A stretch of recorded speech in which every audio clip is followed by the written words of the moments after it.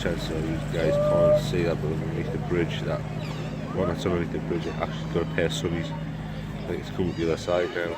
It actually had a pair of sunnies.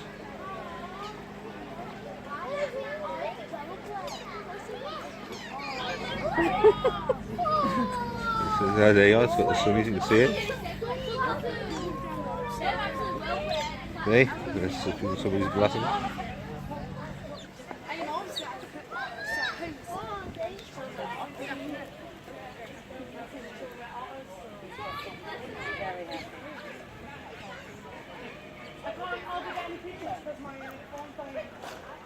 Where do you want to go, Emily? What do you want to see? Can we have the things? Can we have the things back? I've got to see which animals to go to next. Oh, God.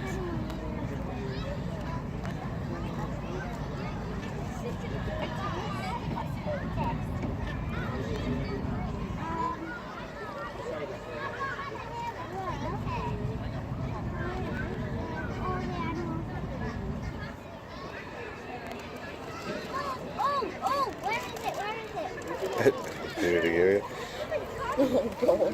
Cleaning the sun, she's just going to fish a ting. This way. That. Smiling, showing the teeth. Showing the teeth, smile. These guys. These are the things that I come up for. I like to see the gorillas, but here, these are the ones that I like to see. Gorillas and the wolves. Just absolutely beautiful as can be. Can't beat them. Gorillas and your wolves. Sit and take pictures of these things for hours. Kind of a big silverback. Big guy.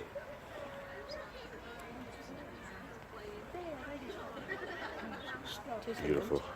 Absolutely beautiful. Smell it. Smells of mint and taste of mint. That's probably the mum there. That must be the dad's food. That's the mum. Yeah, the brother's not there. Daddy's over there. It's over there. You see Daddy done a twirl? Over there. You what? Done a twirl. Oh. Just think it was great. What about you trying now? Oh, Jesus. It's just like watching two children play. Ain't it? Anything monkey would just go.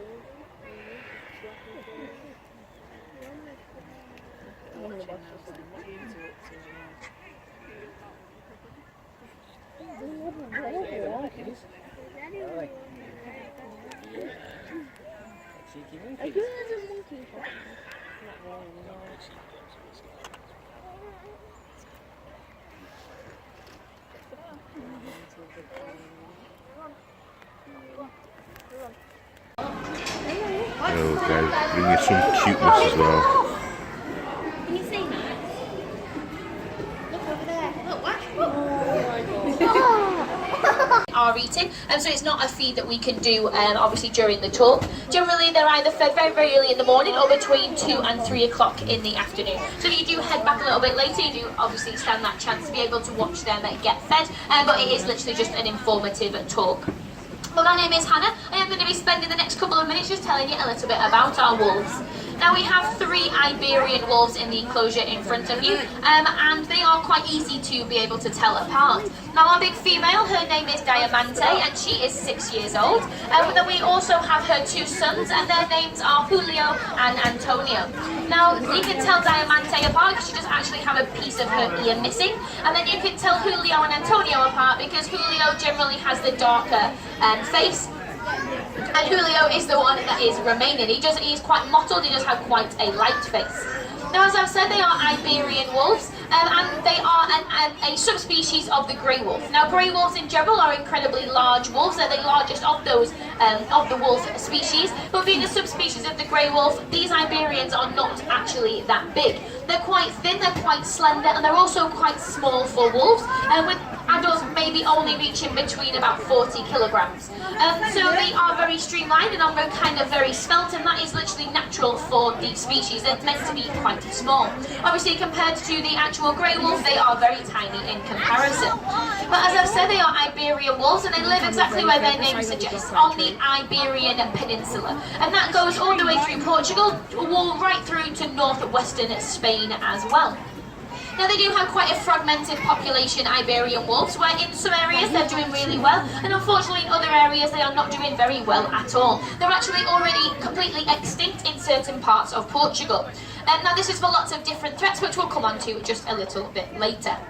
Now, these wolves, general wolf Latin name is Canis lupus. The Iberian wolves, their Latin name is actually Canis lupus signatus. Now, signatus actually transwords in Latin to the word marked, and that's because they do have a black and white marking on their face, on their tails, and also on their legs as well. And again, that's a very distinctive feature, and how we can tell these are definitely Iberian wolves.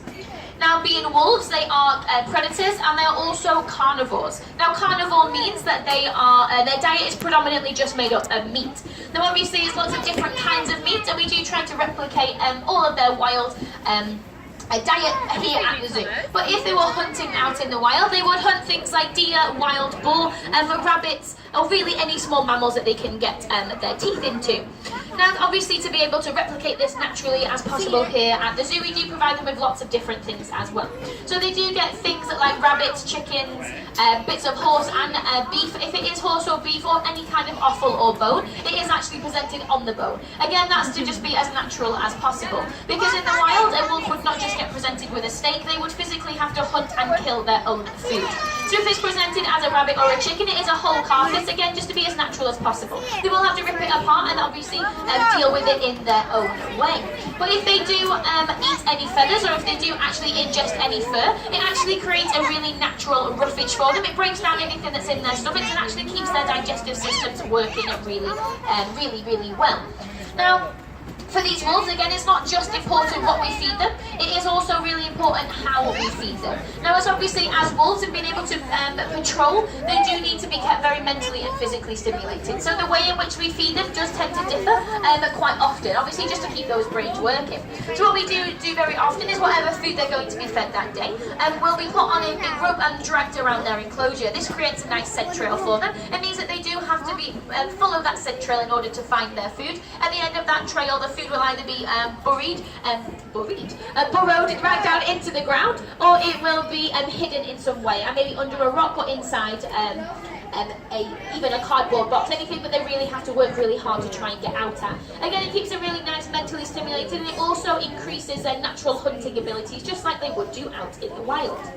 Now you can see we have 3 wolves here, and they do make up our wolf pack. Now in the wild, wolves would live in packs of anywhere up to 2 individuals, all the way up to maybe 20 or 30. They do live in extremely big groups, and that's generally because there's safety and also success in numbers. It means obviously if there's more wolves, they can actually be able to bring down their food.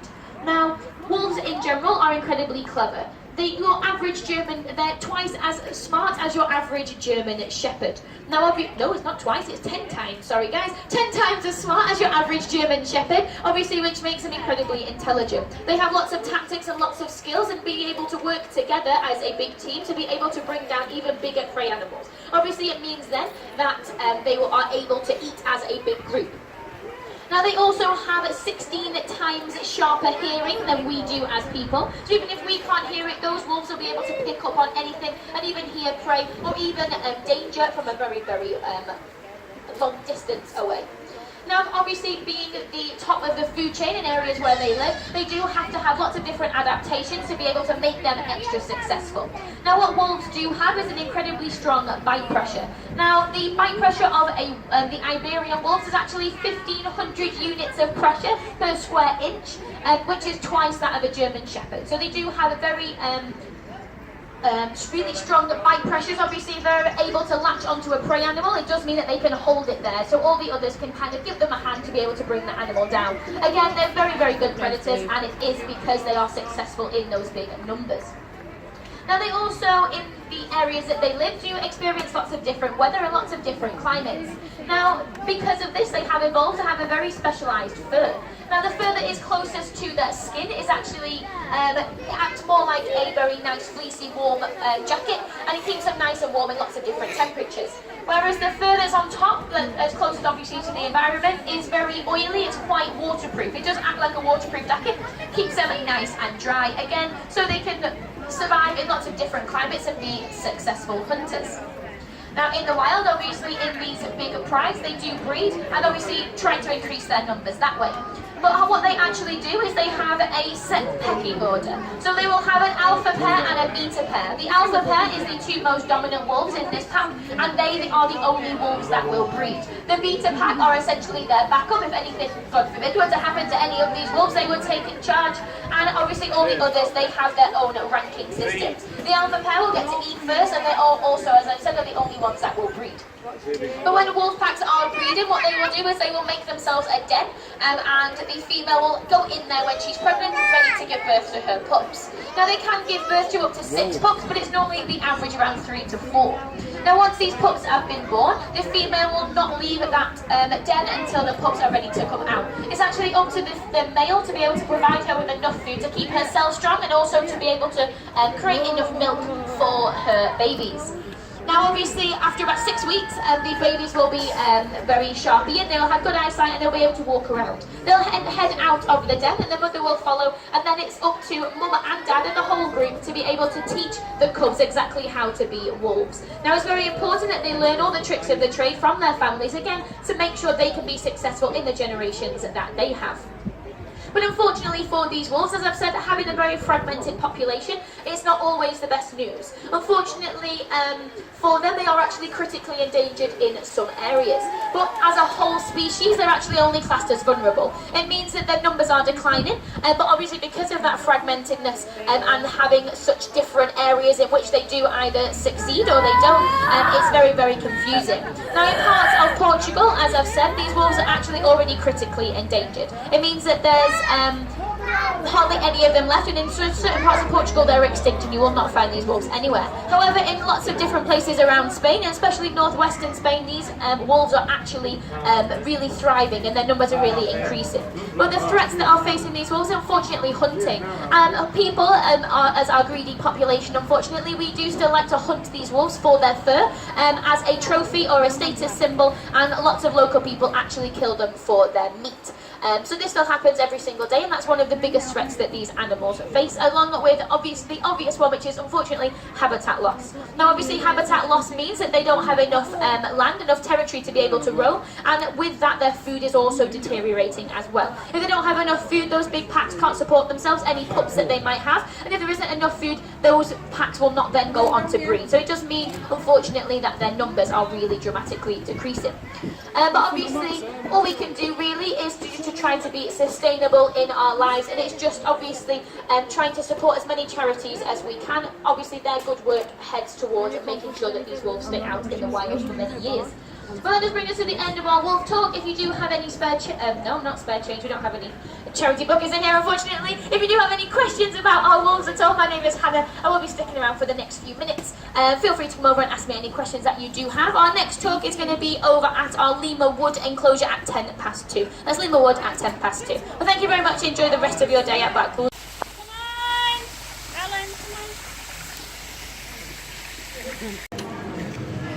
So guys, last night here tonight, I must be born because come back to Mr. Bass right again.